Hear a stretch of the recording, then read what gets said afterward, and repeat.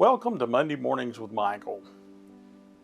Life has a way of tossing some serious storms our way, doesn't it? And let's be honest, it's often during these storms that our faith feels like it's the most fragile. So why is it that some people seem to hold on to their faith no matter what, while others feel like it's slipping through their fingers? Stick around, because today we're diving into the keys to cultivating an unshakable faith. Okay, before we jump into this video, I have a quick favor to ask you. Did you realize that most of the folks who watch these videos every week aren't subscribed to our channel yet?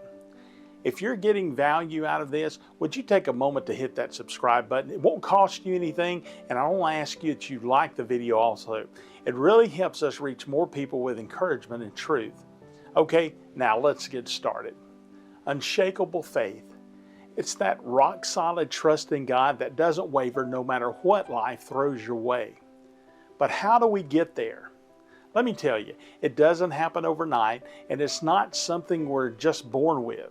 Unshakable faith is something we cultivate, and it's something we cultivate like a garden, and like any garden, it takes work, patience, and persistence. Faith is what gives us hope when the world feels hopeless, comfort in the midst of grief, and peace in the chaos.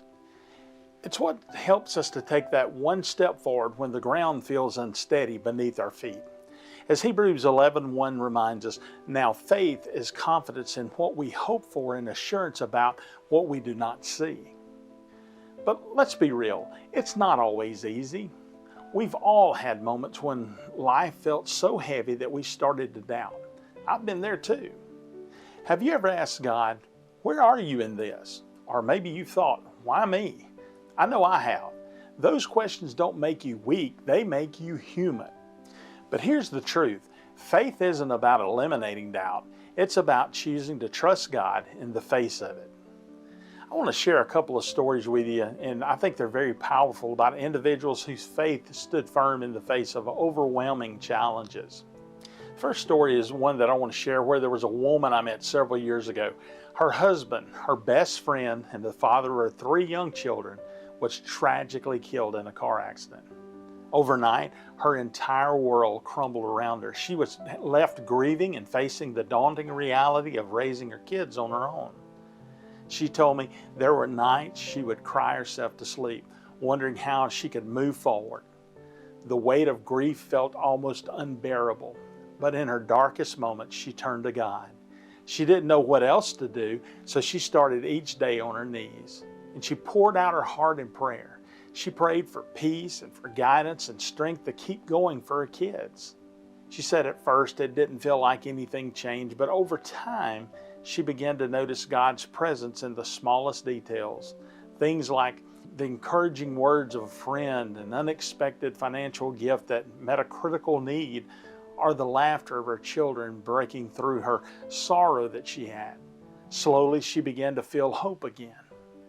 One morning, she came across Isaiah 41:10. So do not fear, for I am with you. Do not be dismayed, for I am your God.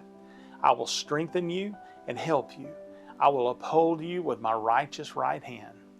That verse became her anchor. It reminded her that she was not alone.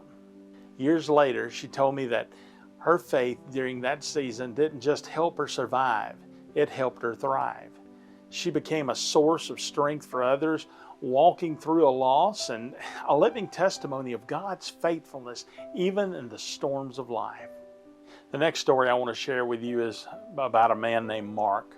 He was diagnosed with a terminal illness in his mid-50s, and the doctors gave him less than 6 months to live. At first, the news hit him like a ton of bricks. He admitted to feeling angry, and he was confused and even bitter. He questioned why God would allow this to happen, especially when he had so much life left to live. But as the initial shock wore off, Mark made a choice. He decided to focus not on the time he didn't have, but on the time he did. He started by turning his eyes to God. He deepened his prayer life. But more than that, he leaned into his relationship with God like never before.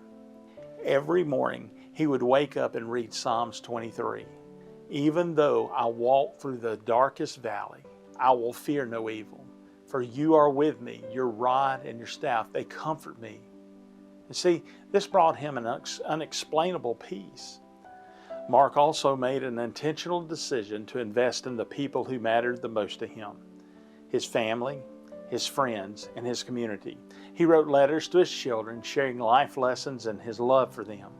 He reconciled with estranged loved ones and made the most of every day he was given. Despite his prognosis, Mark's faith grew stronger. He once told me that, "I don't know what the future holds, but I trust the one who holds it." His joy and peace inspired everyone around him.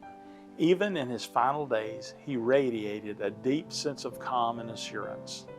When he passed, his wife shared how his faith had impacted their entire family.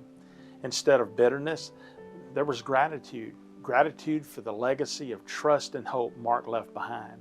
His life was a living reminder of Philippians 1:21, "For to me, to live is Christ, and to die is gain."